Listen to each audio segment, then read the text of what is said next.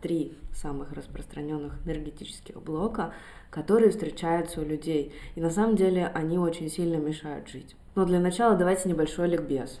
Что такое энергетический блок? Я думаю, что какую-то информацию вы уже знаете, но все-таки повторим, это никогда не бывает лишним. Если мы возьмем с вами структуру человека, да, и представим, что все-таки он живет на каких-то энергетических центрах, неважно, на 3, на 5, на 12 или на 7, не имеет значения. И вот любые энергетические центры, которые у человека есть, они выполняют только одну функцию. Они позволяют человеку пропускать через себя энергию вниз и вверх, беспрепятственно. Таким образом можно играть и с расширением объема энергетического своего собственного, и с другой стороны можно очень классно играть с проводимостью той самой энергии, которую мы в жизнь свою приглашаем и впускаем. И энергетический блок, вот эта вот маленькая штучка, она образуется после того, как в жизни что-то случается. Все, что мы имеем в жизни сегодня, это следствие какой-либо причины. Так вот и энергетические блоки появляются по определенным причинам. И в этом видео мы с вами поговорим про 3 самых основных энергетических блока, которые встречаются вообще у людей. Самый первый блок – это заблокированное сердце. Практически у каждого человека есть в сердце какой-то блок. У кого-то этот блок очень сильный, кому-то это настолько сильно мешает жить, что просто невозможно, невыносимо. У других людей этот блок, он распространяется на какие-то определенные сферы. Ну, например, свою семью я люблю, а вот других людей я буду их опасаться, остерегаться, защищаться и как можно дальше их держать на расстоянии желательно вытянутой руки, а то и 2. И это все про то, что в сердце есть блок. И если вы внимательно слушаете, то, скорее всего, у вас появился вопрос, а зачем в целом нам нужно открытое сердце? Ведь мир небезопасный, туда могут плюнуть, могут сделать больно, могут обидеть, и тогда я буду испытывать эту боль. Если у вас этот вопрос появился, то у вас заблокировано сердце. Блокировка сердца происходит именно от того, что когда-то было очень больно. У кого-то это насилие, у кого-то это пережитая травма, у кого-то это длительная история, длительное нахождение в каких-то некомфортных чувственных условиях. И самое ужасное, что дает нам блокировка сердца или блок в сердце, это тот момент, что мы не можем до конца полноценно чувствовать и испытывать какие-то эмоции. Есть люди, которые говорят, я не понимаю, что я чувствую. Думать я могу, мыслить я могу. У меня очень крутая логика, и я могу быстро осознать, я очень могу быстро обучаться, все, но чувствовать я не умею. У меня нету этой функции. Вот такие фразы – это тоже как бы маркер того, что ваше сердце заблокировано. По ходу того, как вы слушаете это видео, пожалуйста, вспоминайте, замечали ли вы за собой такие фразы или нет.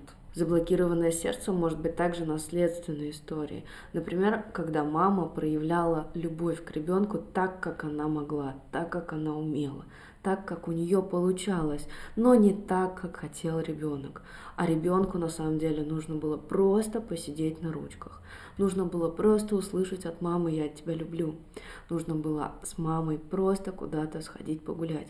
И для ребенка именно эти действия были бы, так скажем, проявлением материнской любви. Но так как ребенок не получил этого в детстве, он не может это испытывать и не может эту любовь передавать дальше своим детям, например. Ну, уж про то, чтобы передавать ее незнакомым людям, мы с вами сейчас об этом вообще не говорим.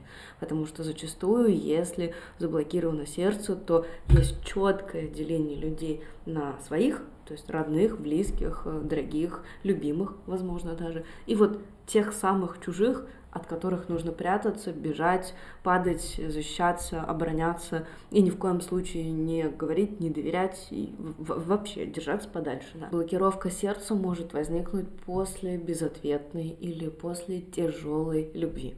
Когда кто-то кого-то любил и кто-то кому-то разбил сердце. Так и говорят, мне разбили сердце, мне было больно.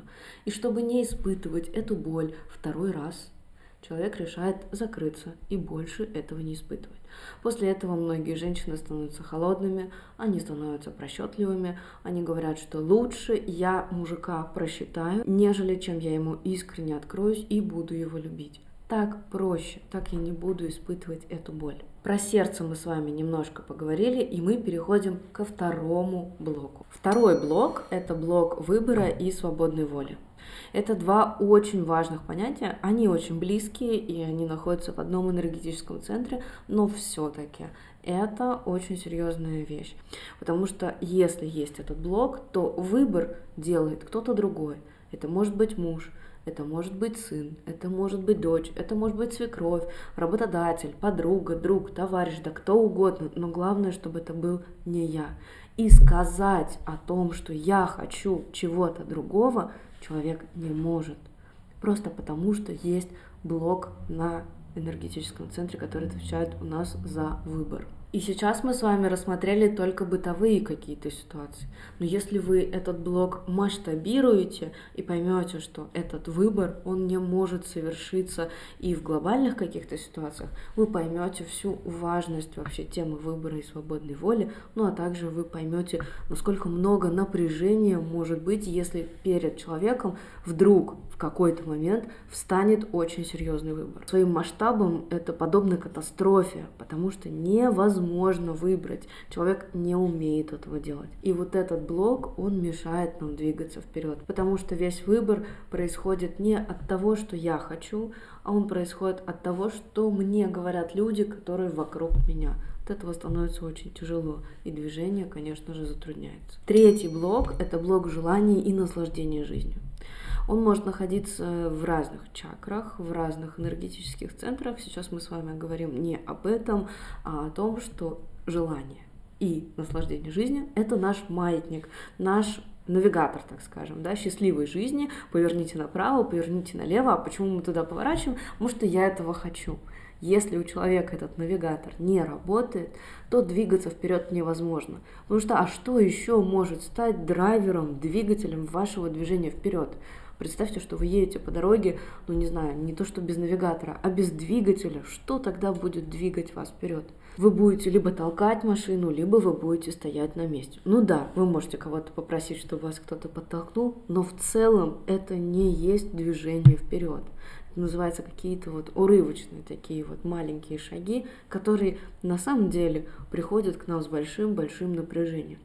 Желание – это двигатель вашего прогресса. Желание – это то, что можете позволить себе только вы, и то, что важно для того, чтобы в жизни появлялись какие-то новые интересные события, новые заряженные какие-то истории, новые знакомства, новые возможности, новые впечатления, чтобы вы это чувствовали, чтобы вы от этого получали удовольствие и наслаждение. И действительно, желание, то есть способность чего-то захотеть – это отдельная тема. Она может забиваться также через какие-то события, которые происходили в прошлом, или в детстве, или в отношениях, или просто на работе, например, или из-за того, что мы привыкли не слышать свои желания. А вот тема наслаждения жизнью, она на самом деле доступна не такому большому количеству людей, как нам хотелось бы. Потому что наслаждаться жизнью означает находиться постоянно в моменте сейчас, прямо сейчас.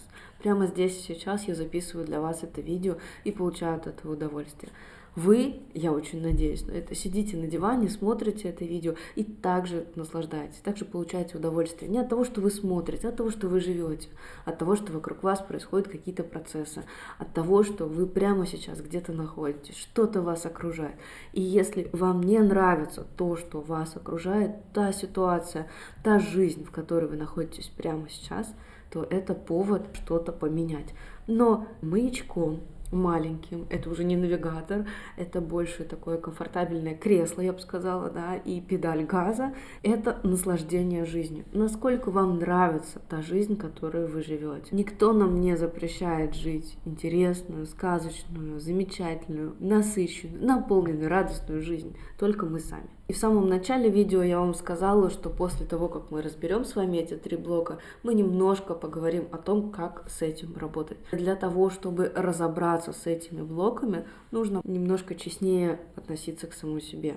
Нужно быть готовым к тому, чтобы признать в себе какие-то вещи, которые, возможно, вам не понравятся. И если вы их признаете, то их можно поменять. Если вы нашли у себя какой-то отклик из всех ситуаций, которые я рассказала в этом ролике, то это уже очень большой шаг к изменениям, и это очень здорово. Главное, что поможет вам работать с этими блоками, это понимание, осознание, ощущение того, что вы находитесь здесь и сейчас.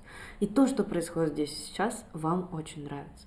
Для того, чтобы не пропустить следующее такое же интересное видео, подпишитесь, пишите свои комментарии, ставьте колокольчик, тогда вы будете в курсе всех новостей. А внизу в описании под этим видео я оставила ссылку на телеграм-канал. Там вы найдете больше авторских медитаций, музыки и интересных статей.